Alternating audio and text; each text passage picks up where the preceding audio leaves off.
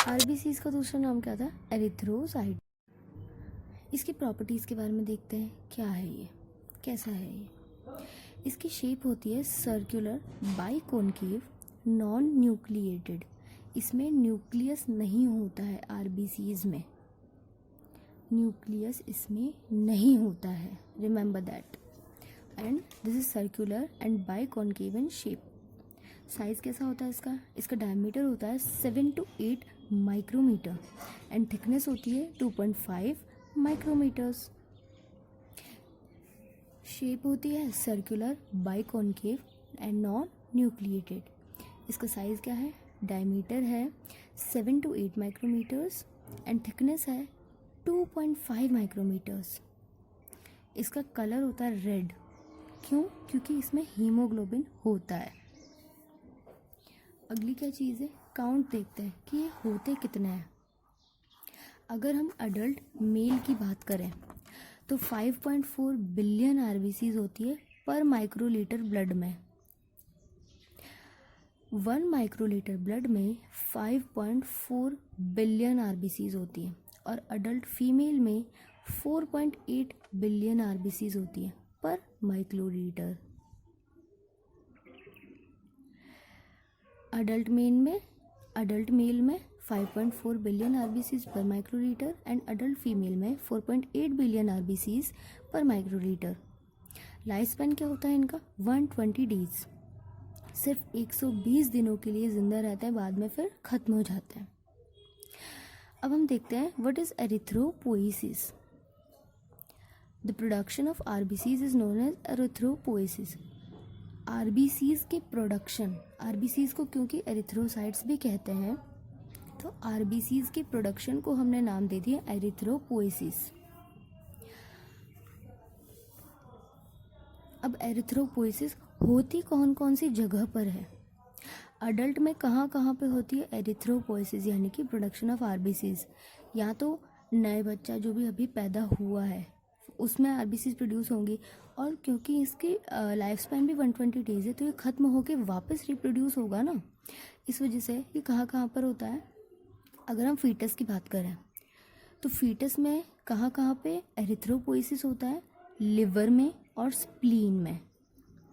Child, एक छोटा बच्चा जो कि 5 साल तक का, वहाँ उसमें कहाँ कहाँ पे एरिथ्रोपोइसिस होती है? Bone marrow of all the bones, her bones के बोन मैरो में इसका एरिथ्रोपोइसिस होती है बच्चे के।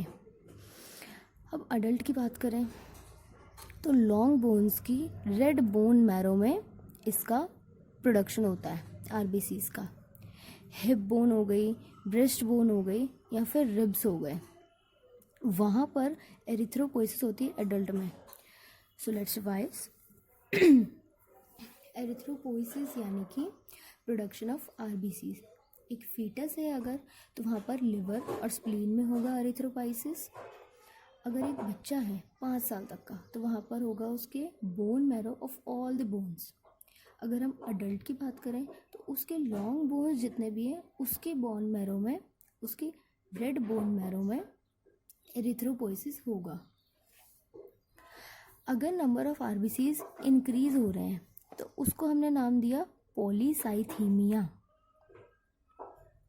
अगर आरबीसीज का नंबर डिक्रीज हो रहा है नॉर्मल लेवल से तो उस बीमारी को हमने नाम दिया अनीमिया।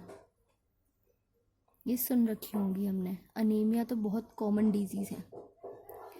जैसे यहाँ पर हमको काउंट दे रखा है कि अडल्ट मेल में 5.4 बिलियन आरबीसीज पर माइक्रोलीटर होती हैं एंड अडल्ट फीमेल में 4.8 बिलियन आरबीसीज पर माइक्रोलीटर होती हैं।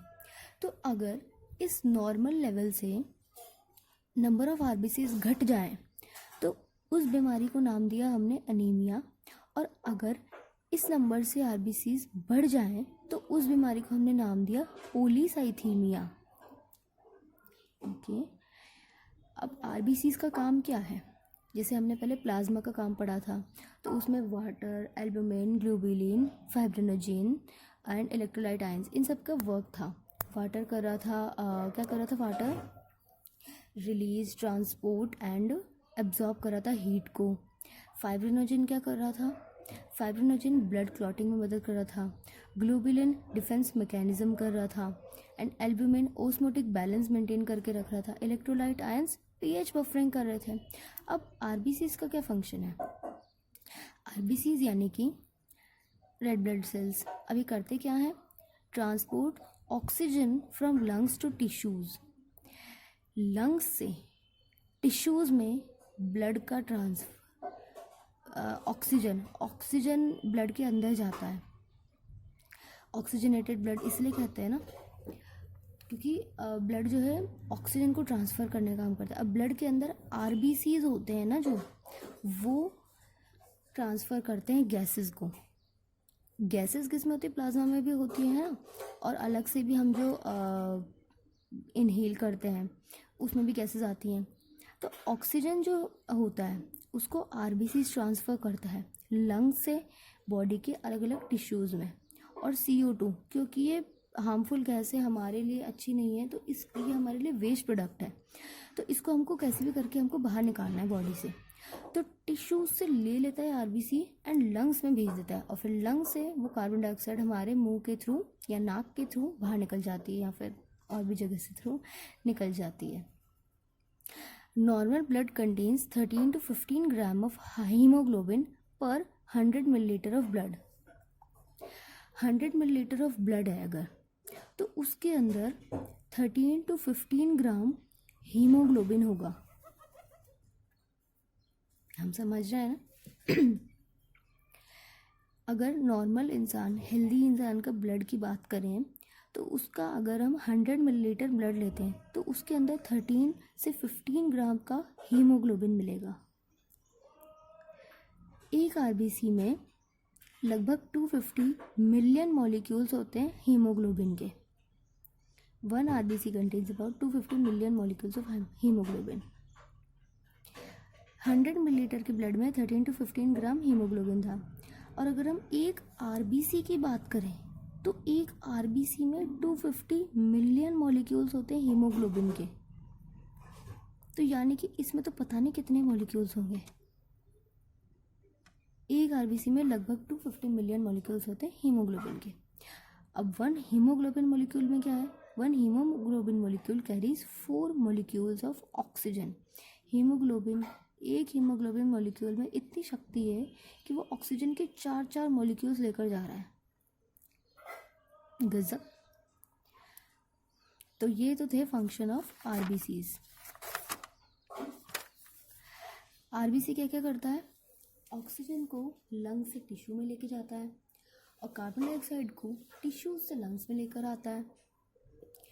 नॉर्मल ब्लड देखें, उसका अगर 100 मिलीलीटर का ब्लड है तो उसके अंदर 13 to 15 ग्राम का क्या होगा? हीमोग्लोबिन होगा। और अगर एक आरबीसी का मॉलिक्यूल देखें तो उसके अंदर अबाउट 250 मिलियन मॉलिक्यूल्स होंगे हीमोग्लोबिन के। और एक हीमोग्लोबिन की बात करें तो एक हीमोग्लोबिन मॉलिक्यूल में इतनी शक्ति है कि वो 4 मॉलिक्यूल्स ऑफ ऑक्सीजन को ट्रांसफ़र कर सकता है। Thank you so much.